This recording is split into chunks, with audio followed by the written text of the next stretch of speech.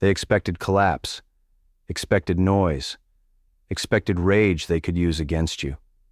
But it didn't happen. You stayed steady. You stayed quiet.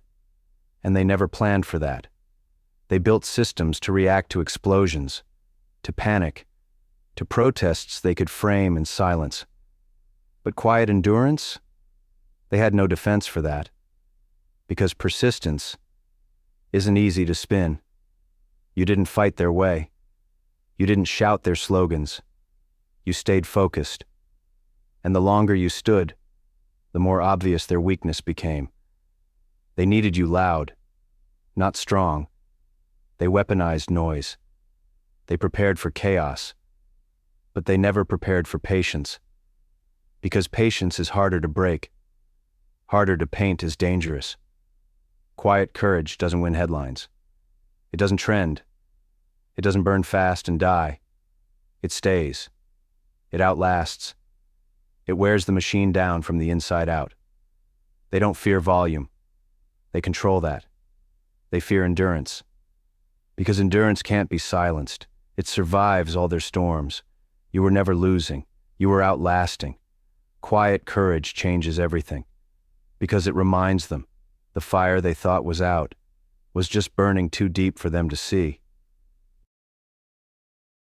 They erased history.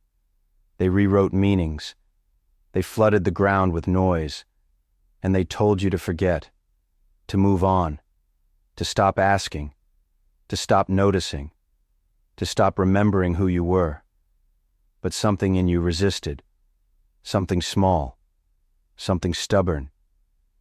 While the world nodded along, you kept seeing it, kept feeling it, kept questioning even when you were told not to, even when they said you were wrong.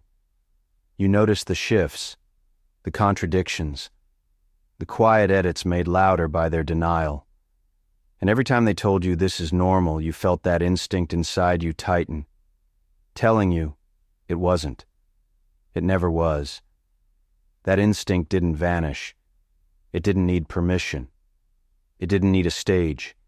It waited, quiet, steady, stronger than the noise around it. You didn't shout. You didn't break. You didn't forget. And that quiet memory you carried? That's where rebuilding begins. Not in protests, not in headlines, not in slogans, but in remembering what they hoped you'd erase. They changed everything, except the part of you that still knows, the part that still stands, still questions, still feels. They fear that instinct more than any noise you could make, because the quiet ones, the ones who remember, they rebuild everything. And this time, we're not building it alone. We never needed their permission.